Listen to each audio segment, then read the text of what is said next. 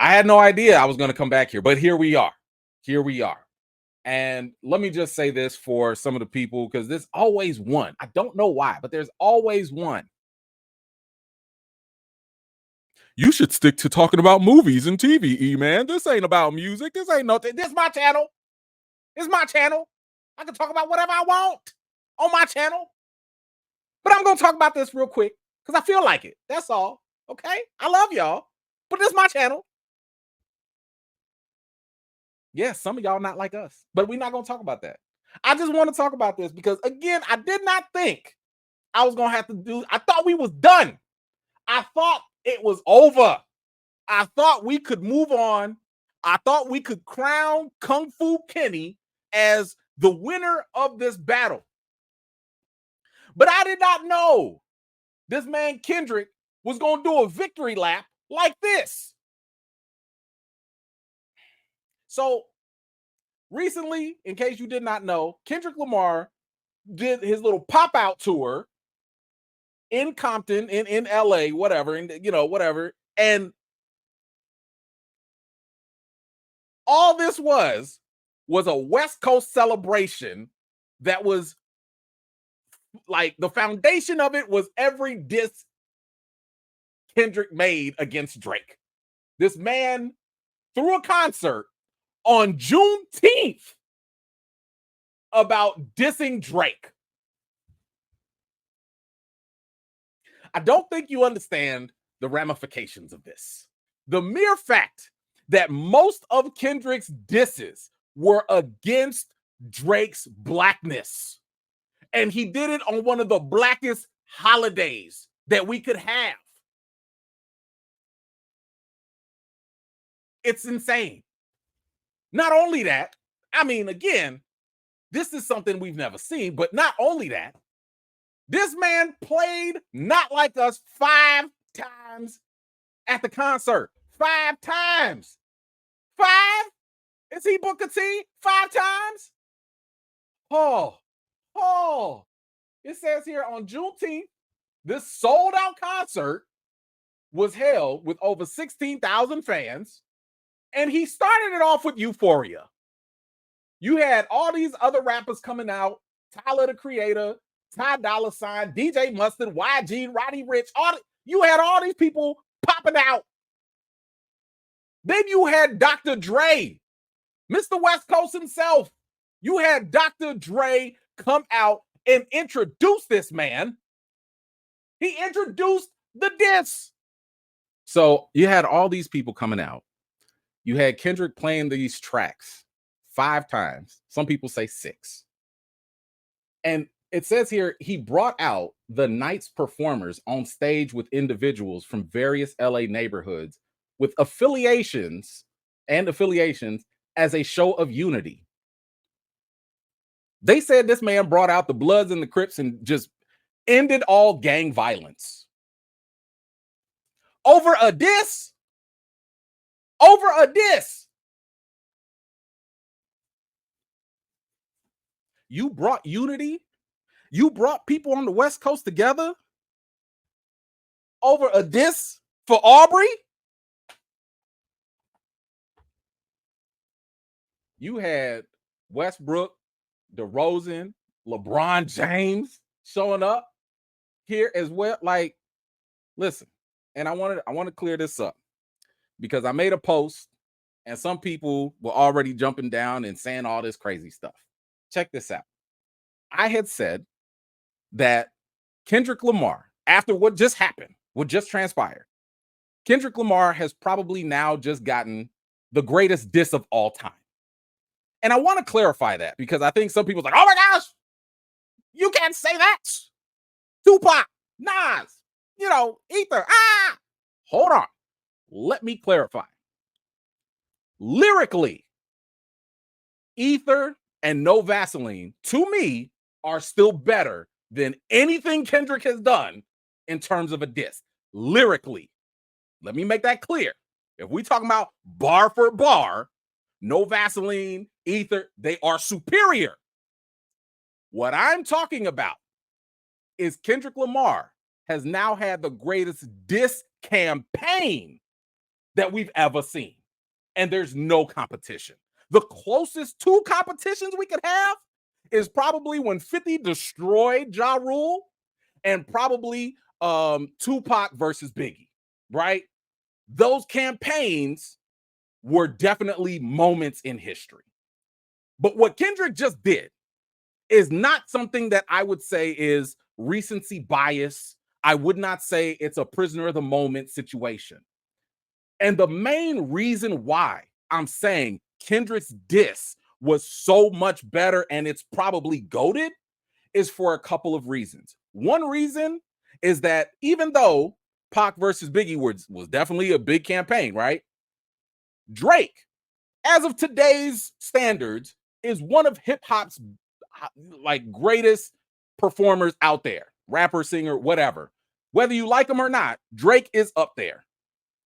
To take that guy down is big talk. That's one thing, right? Same thing you could say for Nas versus Jay-Z at the time.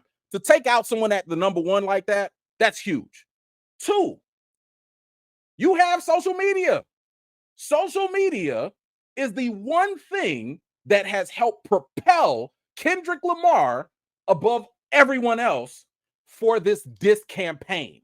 We've never seen that because if Pac and Biggie had social media, oh, this would have been crazy. If Jay-Z and matter of fact, I'll say this. If Jay-Z and Nas had social media back then, I don't know if Jay-Z would have survived. The memes that came out, the videos that would have came out, it would have been a problem. But it was easier for us to compartmentalize things and to move on back then. But now, the mere fact, when did this Kendrick thing start? Back in March? It's June. Y'all don't believe me. Okay, y'all don't believe me. Because some old head gonna come in and be like, no, it was crazy back in the 90s. It was crazy. Okay, all right, you tell me. When did you see this? When did you see this? Kendrick Lamar fans still rapping Not Like Us as they exit out of the concert that he just played the same song 6 times, 5-6 times. They still rapping to it. Janet Jackson, one of the icons, is using Not Like Us during her nasty breakdown night during one of her tours. Janet Jackson, never on my bingo card would I think Janet Jackson would be doing anything West Coast related. The Philharmonic Orchestra, bro, you got orchestras playing your diss songs? Tell me where that's happened. Nah, don't call me a groupie. Tell me, back it up with facts. Where have you seen this before? Where have you seen? Bro, they got high school orchestras doing this, playing Not Like Us. I'm not making this up. I'm just making an observation of what's happening in the culture. They got the babies, 5th graders. Now, I don't condone this. You know, as a parent, I don't condone this. They got 5th graders singing along to Not Like Us. It's not one class. They doing this at birthday parties. Birthday parties? Yo, once again, somebody tell me where they do this at. I'm here for the evidence. I'm talking to the OGs now. I'm here for the evidence. Matter of fact, let's talk about an OG. Drake sat here, used a fake AI of Snoop Dogg to make his diss or whatever. But the real Snoop Dogg just came out and he crowned K-Dot as the king of the West. The real Snoop Dogg, who's still alive. Now, personally, when I think of West Coast, I think Snoop Dogg. I personally think that Snoop Dogg is the king of the West. That's my personal opinion. But the mere fact that this dude literally crowned K-Dot, I just don't think that the argument can be made anymore. Not only did Kendrick win, but when you look at the whole purpose, the intent, the motivation behind hip hop, it was always a cultural phenomenon. And when you do something like what Kendrick has done that speaks to the culture and moves the culture, it's undeniable. This man has the greatest diss campaign of all time. Somebody said, what can Drake do at this point? Nothing. Nothing. The only thing Drake can do is go do some features, and he gonna have to like come out with some hits and act like none of this has ever happened. That's the only thing my man's gonna have to do. Do y'all really think Drake can ever set foot in California again? I mean, come on now. If this man sits here and has a concert in California, you don't think a segment of that crowd is gonna be saying, "OV ho"? You don't think that's gonna happen? You don't think somebody gonna say A minor? Bro, he's never gonna live this down. He's gonna be great. He's gonna make his music. I'm just saying, when a diss, let me put it this way. Unless you're a Drake groupie, and I respect the fact that people can feel how they want to feel, Kendrick has now forced the culture to view Drake through Kendrick's lenses. You ain't never gonna look at Drake the same way whenever he features with Sexy Red and not think of you seeing two bad girls. You're not. You're never going to not think whenever he says OV ho that you're gonna be like, OV ho. You not. Every time he uses the N-word, you're gonna be like, man, we don't want to hear you say N-word no more. That impact. The closest I remember was like when Ja Rule got destroyed by 50 Cent. We started to look at Ja Rule through the lens of 50. We was like, nah, bro, you a wankster. You ain't no real gangster. Nah, G. Don't matter how deep your voice is. I'm just amazed at the fact that we are living in a moment of history and that this is all happening. So, like I said, I do not believe this is recency bias because personally, I'm a fan of both of them. I am an observer of what's happening socially.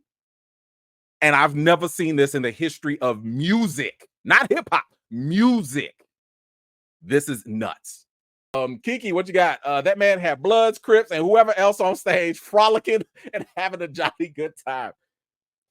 To do that, somebody said that this was like the gang version of We Are the World. Like, and it was.